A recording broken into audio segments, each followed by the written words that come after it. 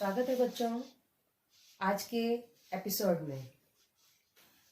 पहले हमने 2 एपिसोड बनाए थे जिसमें आपने विज्ञान के कोशिका देखा, पादप कोशिका देखा, और आज मैं उसी को कंटिन्यू करते हुए कोशिका के विभाजन के बारे में बता रही हूँ। कोशिका का विभाजन, विभाजन का मतलब है 1 से 2 बनना कोशिका का, 2 से 4 बनना। अब ये होता क्यों है, पहले तो मैं आपको ये बता देती हूँ। कोशिका का विभाजन जंतु हो या वनस्पति हो, उनके वृद्धि करने के लिए आवश्यक है। तो वृद्धि जब होती है तो कोशिकाओं का समूह बढ़ता रहता है। इसी प्रकार से ये जो वृद्धि करने वाली कोशिकाएं हैं वो तो कई कोशिकाएं कहलाएंगी जो शरीर की वृद्धि कर रही है। दूसरे प्रकार का एक विभाजन और होता है जो होता है जनन कोशिकाओं में, और वे जनन कोशिकाओं में होने वाला जो विभाजन होगा वो अर्धसूत्री कहलाएगा, और कई कोशिकाओं में होने वाला समसूत्री कहलाएगा। तो मैं आपको पहले ये बता देती हूँ यहाँ पर कि कोशिका का जब कायिक वृद्धि होती है तो समसूत्री विभाजन कहलाएगा, और समसूत्री विभाजन में एक कोशिका से 2 कोशिकाओं का निर्माण होगा। इसी प्रकार से दूसरे प्रकार का जो मैंने बताया वो सभी प्राणियों में जनन अंगों में होता है, और जनन अंगों की कोशिकाओं को जनन कोशिकाएं या लैंगिक कोशिका कहते हैं, और उनमें युग्मक बनते हैं। अर्धसूत्री विभाजन के फलस्वरूप युग्मकों का निर्माण होता है। जैसे यहाँ वृद्धि होती है, यहाँ युग्मक बनते हैं। अर्धसूत्री विभाजन के फलस्वरूप एक कोशिका पहले 2 भागों में विभाजित होती है, फिर वह 4 भाग, दोनों कोशिकाएं 2-2 में और विभाजित होंगी। यानी कि समसूत्री विभाजन में तो 1 से 2 कोशिका बनेगी, और अर्धसूत्री विभाजन में 1 कोशिका से 4 कोशिकाओं का निर्माण होगा। अब हम ये विभाजन किस प्रकार होते हैं इनको मैं आपको तुलनात्मक बताऊंगी, समसूत्री विभाजन और अर्धसूत्री विभाजन। समसूत्री विभाजन में प्रोफेज, मेटाफेज, एनाफेज और टीलोफेज, ये 4 अवस्थाएं आती हैं।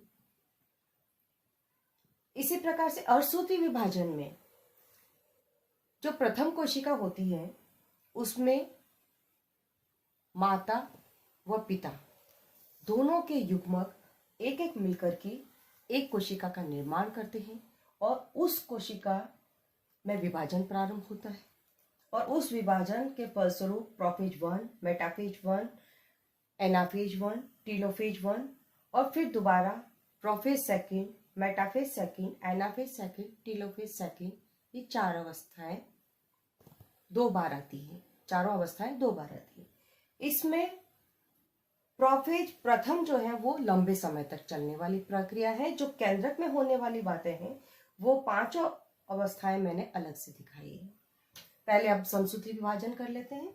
समसूत्री विभाजन का प्रोफेज अवस्था है, उस प्रोफेज अवस्था में सबसे पहले एक कोशिका विभाजन होने के लिए अपनी तैयारियां पूर्ण करती है, और उस तैयारियों के अंदर सबसे पहले सारे एक जीवद्रव्य में एक अलग से इसमें रासायनिक क्रिया होती है, जिसके फलस्वरूप तारकाकाय स्पष्ट रूप से दिखाई देने लगेगा, और केंद्रक जो है उसकी झिल्ली टूटने लगेगी, जो जीवद्रव्य के अंदर घुलने का प्रयास करेगी।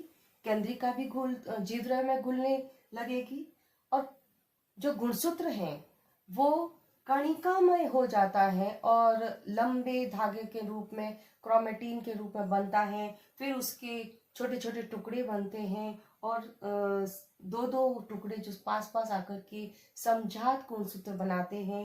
इस प्रकार की अवस्था जो होगी वो प्रोफेज कहलाएगी।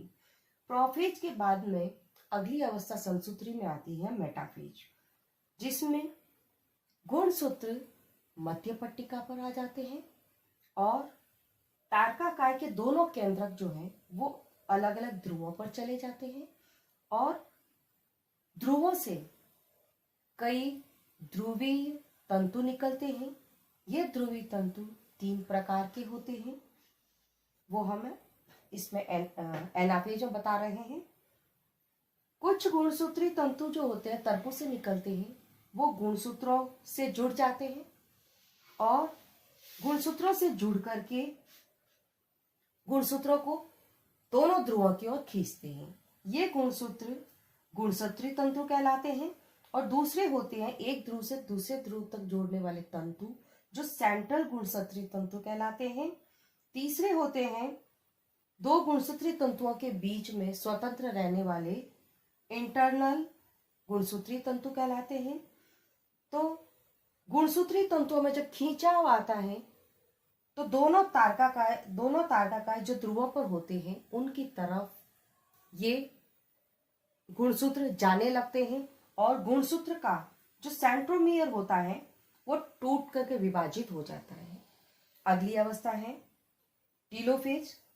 टीलोफेज के अंदर जो सिंगल गुणसूत्र दोनों ध्रुवों पर जाते हैं वे अब यहाँ पर पोषण प्राप्त करके वापिस दोहरे धागे वाली संरचना बनाएंगे, केंद्रक झिल्ली का निर्माण करेंगे, केंद्रिका का निर्माण करेंगे और साथ में कोशिका की जो प्लाज्मा झिल्ली है उस प्लाज्मा झिल्ली में एक खांच आएगी, संकीर्णन उत्पन्न होगा, जिसके कारण एक कोशिका दो कोशिकाओं में विभक्त होने लगती है। परिणाम स्वरूप हमें दो कोशिकाएं प्राप्त हो जाती है और गुणसूत्रों की संख्या जो हमने यहाँ पर 4 दिखाए हैं वही 4 गुणसूत्र प्रत्येक पुत्री कोशिकाओं में आ जाती है। ये समसूत्री विभाजन हो गया। अब हम अर्धसूत्री विभाजन देखते हैं। अर्धसूत्री विभाजन में प्रोफेज 1 की तरह सारी तैयारियां होती है और अर्धसूत्री विभाजन में कोशिका जब अपनी केंद्रक झिल्ली विलीन करने लगता है, तारकाकाय स्पष्ट हो जाता है, इस समय दो अलग अलग जो समान गुणसूत्र समान प्रकार के आकार प्रकार में समान होते हैं, समान गुणों वाले वे गुणसूत्र पास पास आकर के जोड़े बना लेते हैं। ऐसी अवस्था को हम समजात गुणसूत्र कहते हैं। दूसरी जिसमें समजात गुणसूत्र युग्म बना लेते हैं, यहाँ इकहरे धागे में है, यहाँ दोहरे धागे में आ जाते हैं। दोहरे धागे वाली जब संरचना बना लेते हैं तब हम उन्हें युग्मित गुणसूत्र कहते हैं। तीसरी अवस्था में गुणसूत्र केंद्रक द्रव्य का पानी सोख करके छोटे और मोटे हो जाते हैं, तो ऐसे गुणसूत्र जो है वो पोषण से भरपूर होते हैं। और अगली अवस्था में ये गुणसूत्र एक दूसरे के ऊपर आ जाते हैं, क्रॉसिंग ओवर करते हैं। क्रॉसिंग ओवर करते समय जब एक गुणसूत्र दूसरे गुणसूत्र से मिलता है तो यहाँ पर जीन का विनिमय होता है, चियाज्मा फॉर्मेशन होता है, इसको कहते हैं हम।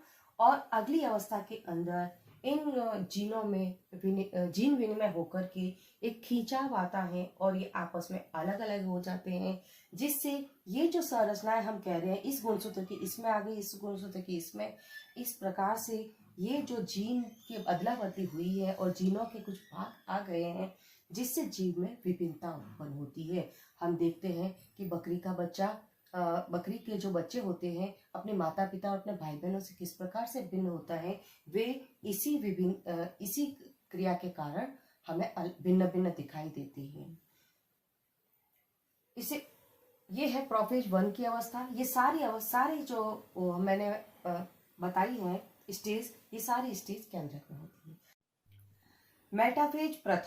मेटाफेज प्रथम में जो गुणसूत्र यहाँ पर 4 थी वो यहाँ पर युग्म में मध्य पट्टिका में आ जाते हैं और तारकाकाय अपने ध्रुवों पर चला जाता है, जैसा कि समसूत्री विभाजन के मेटाफेज में होता है, लेकिन उसमें युग्म में नहीं होते हैं, यहाँ युग्म में होते हैं, यही अंतर है। और तर्कु तंतु जो है वो गुणसूत्री तंतु गुणसूत्रों तक चले जाते हैं और जो तंतु सेंट्रल गुणसूत्री हैं वो दोनों सेंटर को मिला देते हैं और कुछ स्वतंत्र इंटरनल तंतु होते हैं। इस प्रकार से ये व्यवस्था मेटाफेज में हो जाती है। अब एनाफेज प्रथम के अंदर गुणसूत्र खींच करके ध्रुवों की ओर चले जाते हैं। यहाँ पर गुणसूत्र पूरे जाते हैं युग्म में।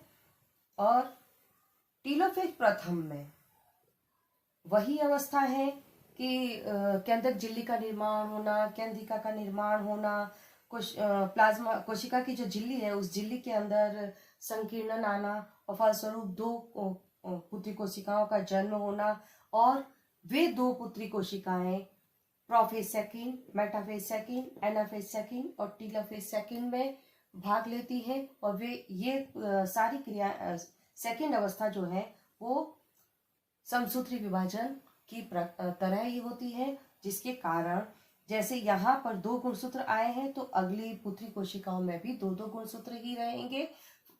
एक जो कोशिका है वो उससे 4 पुत्री कोशिकाओं का जन्म हो जाएगा और गुणसूत्रों की संख्या यहाँ 4 थी, यहाँ 2-2 प्रत्येक कोशिका में हो जाए। आशा करती हूँ बच्चों समसूत्री विभाजन और अर्धसूत्री विभाजन आपको अच्छे से समझ में आ गया होगा। और अब ये अच्छे से समझ में आ गया है तो आप इसको लाइक करें, शेयर करें, सब्सक्राइब करें और कमेंट भी जरूर करें, ताकि मुझे पता पड़े कि और आप आगे क्या पढ़ना चाहते हो वो भी मुझे कमेंट में बता देना।